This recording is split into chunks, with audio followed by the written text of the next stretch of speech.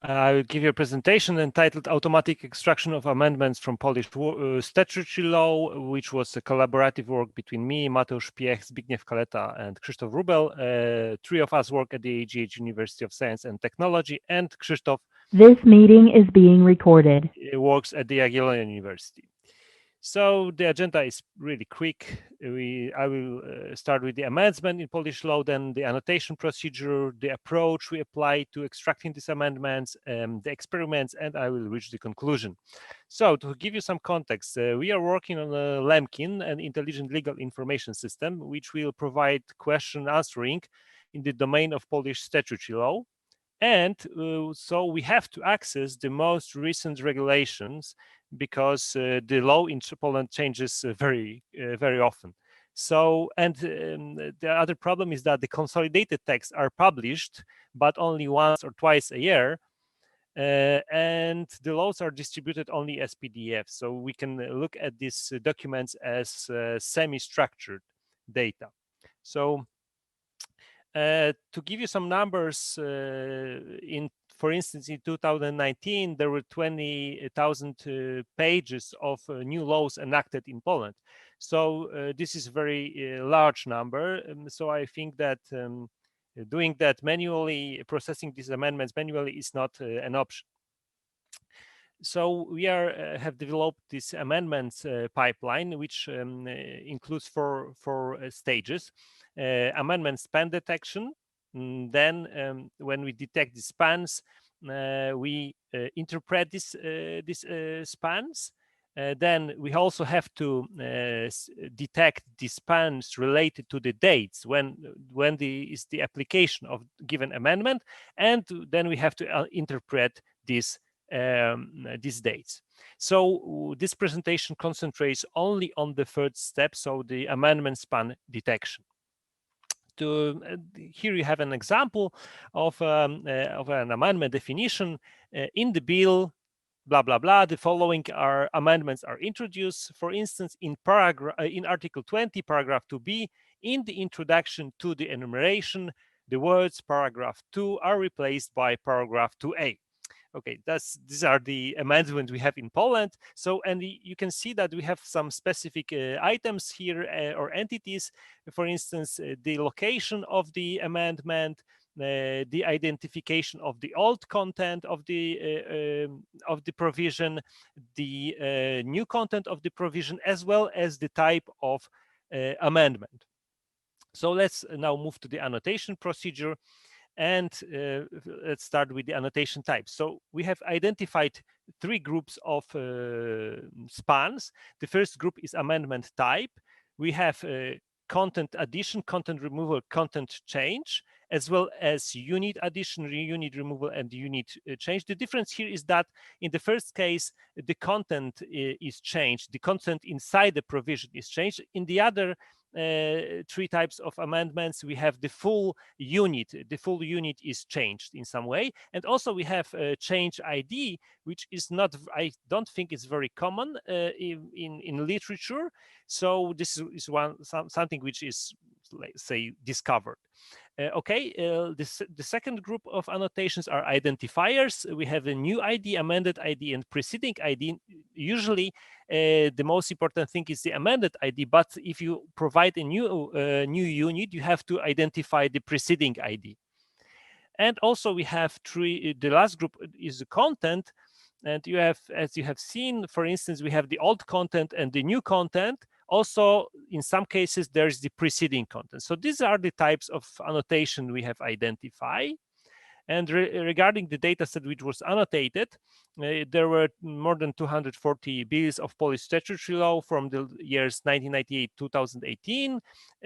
This data set was split into train, development, and test sets in proportion 80-10-10. And the documents were not divided. We kept the documents in specific part of the data set.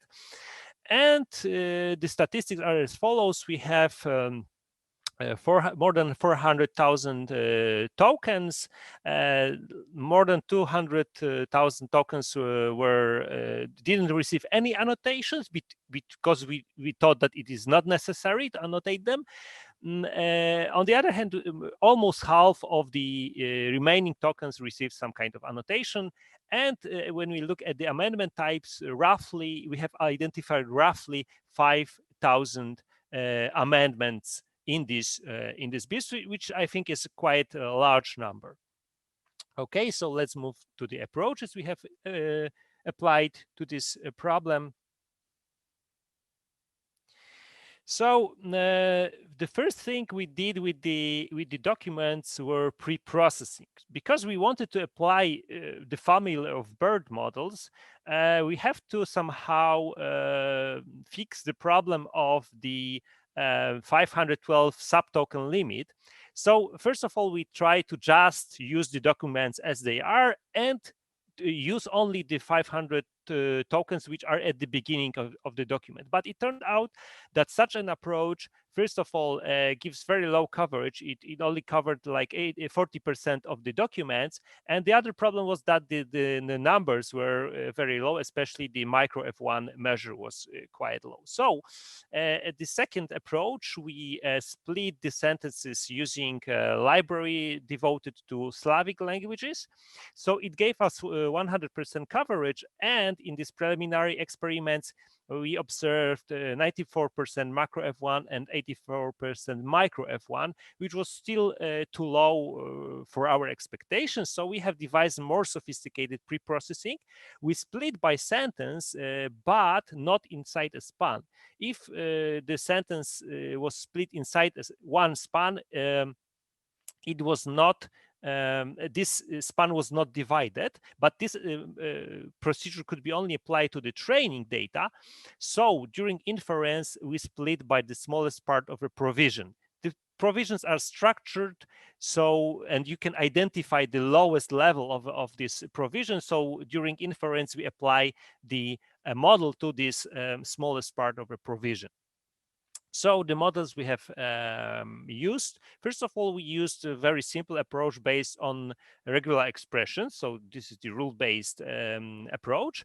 Then we used the family of BERT-based models, Roberta, which is the English Roberta, XLMR, which is a multilingual BERT, and Herbert is a Polish version of Roberta, so to say. And as a last model, we used by RNN, so recurrent neural network. Actually, we used the FLAIR library. So regarding the rules, what we can say about the you can see all the rules we have applied, which are very short, and we think this is the biggest advantage of this approach. But the problem is that we couldn't identify a rule for the preceding content tag. As well, we have like a large number of false positive, especially related to the IDs, because the IDs can be part of the amendment definition, but these IDs can be also in the content of the amendment. So this approach is not very general. Then the BiRNN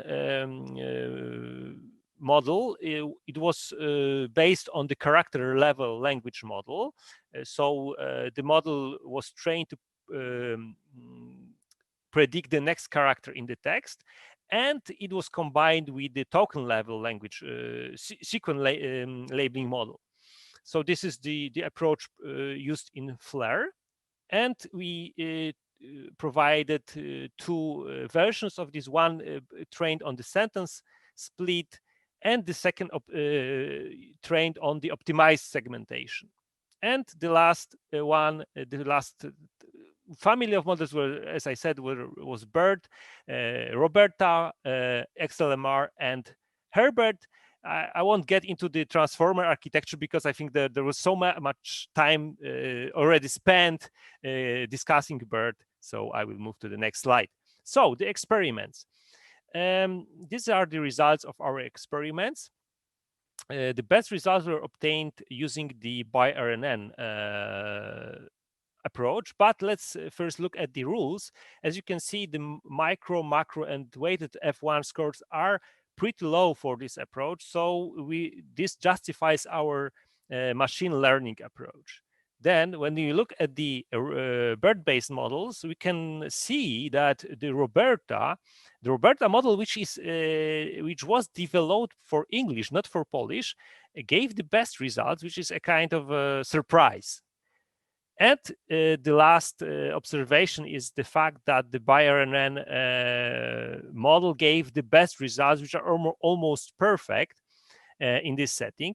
So to explain the probable reason for that is no hyperparameter optimization for the BERT models. And we know that the hyperparameters are usually crucial for obtaining very good results. But we thought that it's not, because the results were so high for the BiRNN model, and all of these experiments were run with the default parameters, we thought that it's not necessary to try to find the best hyperparameter combination.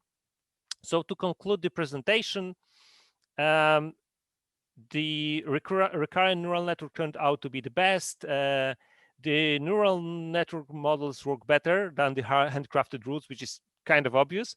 But what is crucial here is the pre-processing. As you have seen, if not some special pre-processing was applied to the documents, the results would be much worse. And what was not presented is the part related to the interpretation of these spans, but we have already implemented such an algorithm, which is very simple, and it produces very good definitions of the amendments, which can be applied directly to the text. And my general idea, which might be a bit controversial, is that to make the neural network model do the smallest task, which is hard to code, and then let the algorithm do the rest. This is like an opposition of this end-to-end approach. I think that it's much easier than to interpret the processing of the whole solution than in the case when you try to learn the model end to end. So thank you for your attention, and I'm waiting for the questions. Thank you, Mr. Aleksander. I have one question for you. Yes. At the end of the paper, you say that a problem related to the topic of the paper is the detection and processing of temporal expressions that determine the date of application of a certain additive. How do you think this issue could be solved? Okay, so I put this can be resolved in two stages. The first stage is detection of the spans, as you can see here, right? So this spans, this structure of the definition of the application date is it is well structured. It is well structured, not very well structured, but it's quite well structured. But then you have to apply some interpretation algorithm. So for now, I don't have a direct resolution for that, but for sure, I would apply some kind of temporal logic model, temporal logic inference engine to resolve this problem. I don't think that using neural networks for that makes sense.